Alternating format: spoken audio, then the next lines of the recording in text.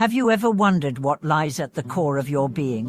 Is there a treasure within you, long forgotten, that holds the key to boundless wisdom and compassion? Welcome back to our channel, where today we explore the profound mystery of the Tathāgatagarbha, often translated as the Buddha nature or Buddha embryo. Specifically, we'll uncover why realizing this essence allows one to offer true reverence to all Buddhas and receive the highest blessings of the Dharma.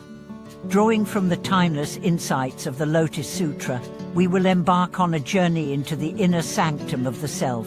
We'll see how faith, understanding, and living awareness of the Tathāgatagarbha not only purify our lives but connect us directly to the heart of enlightenment itself.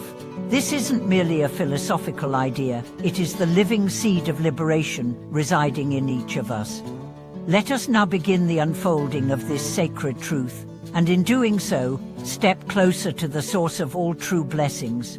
In a mountain monastery, nestled high above the clouds, an old monk named Master Un once told his disciples, "The Tathāgatagarbha is not something you seek, it is something you remember." His words echoed through the stone corridors, simple yet shattering. The students were silent. For years, they had meditated, studied scriptures, memorized verses. Yet none had dared ask the question burning in their heart: what exactly is this Buddha nature? How do we know if we truly possess it? Master Yun smiled, as if reading their minds.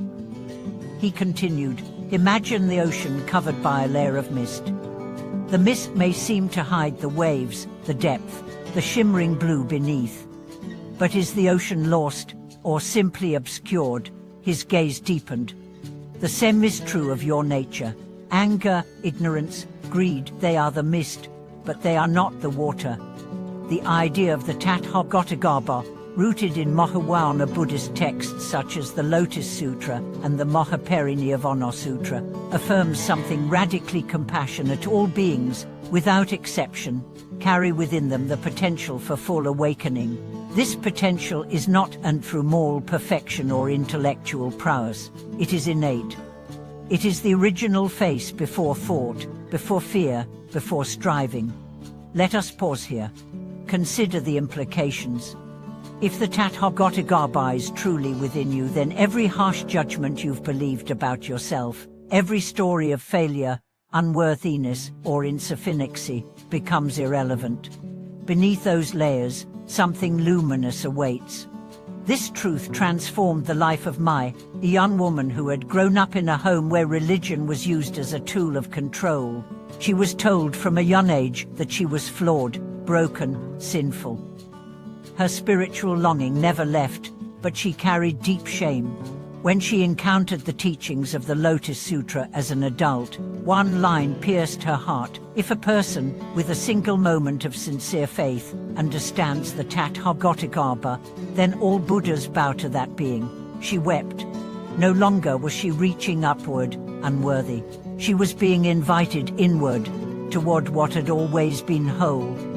Mai began a simple practice.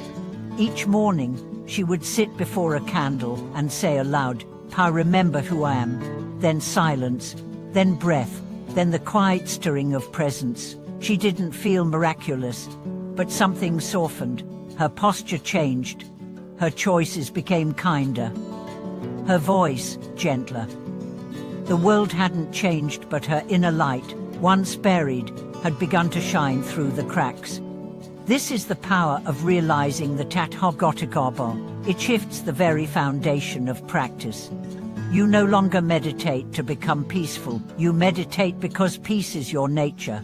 You no longer study Dharma to reach something. You study to remove the clouds covering what you already are. In the Lotus Sutra, the metaphor of the hidden jewel in the robe appears often. A poor man, unaware that a priceless jewel had been sewn into his garment by a friend, wandered for years in poverty. One day, someone pointed out the treasure. He wept in astonishment. All his struggles had been built upon a lie that he was lacking. The Buddha tells us this jewel is our Buddha nature. We wear it, we carry it, but until we turn inward, we do not benefit from its power. Now imagine how this realization changes your relationship to others. If you know that you possess Buddha nature, then so must your enemy, the rude co-worker, the dishonest politician, the estranged parent.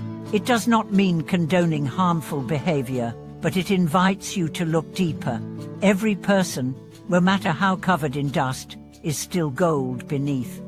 Master Yan once gave his disciples a simple yet revolutionary exercise. Whenever you speak to someone, say to yourself, I am speaking to a Buddha covered in mud.